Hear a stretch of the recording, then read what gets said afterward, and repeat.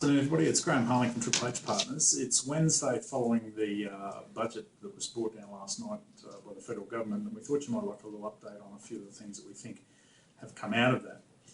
One of the things I was going to talk about was that has got actually quite a bit of coverage in the local media was the budget levy, budget deficit levy. It's going to be a 2% levy applied to high income earners, and those earners over 180,000. Now, it doesn't apply to the whole of the 180,000. It only applies to the marginal amount above that.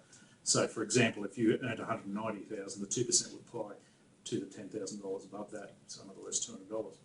Generally, it's accepted it'll only apply to high-income earners. However, I think everybody should be aware of it, because if you happen to be a lower income earner and happen to sell a large asset that might have some capital gains tax in it, you could end up above that 180,000 and be subject to it, so you do need to be aware of it.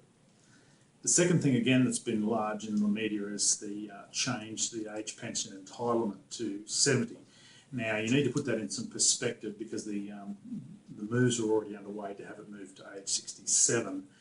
Yes, it will now go to 70, but it's going to affect people born after 1966.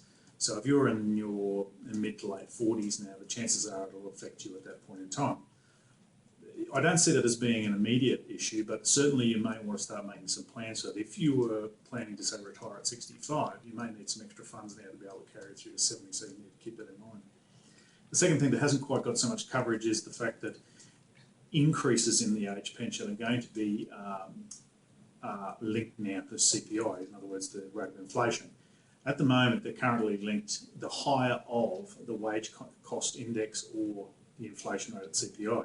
Now, CPI typically sits around 3%, the wage index tends to be up closer to 4%.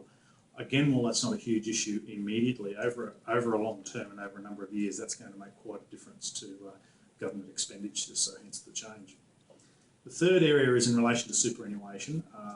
The super guarantee levy that's paid by employers to their employees goes to 9.5% as of the 1st of July.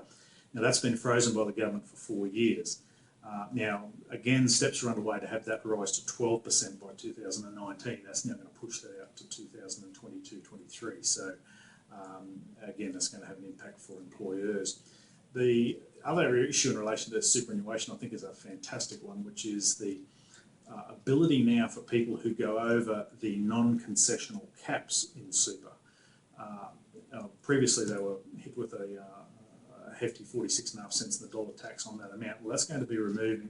That tax will still apply, but it does give people the opportunity to actually take the excess amount out of superannuation, which seems to me to be a very sensible step. It's simply been a tax raising revenue up to that point. There's been a number of other changes which I won't go into too deeply, but the likes of the $7 GP co-payment for people going to their local doctor. I think in regional areas that's not such a big issue, because of the fact that most people in regional areas already pay above the bulk bill rate anyhow, so I don't know if that's going to be a big one for a lot of people in our area.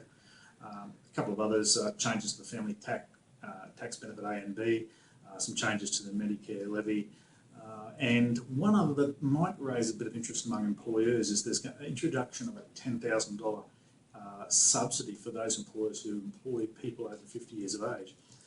You all need to keep in mind that all the changes that I'm talking about here are going to have different impacts for different people, so it's be a good idea if you need to know more about these things.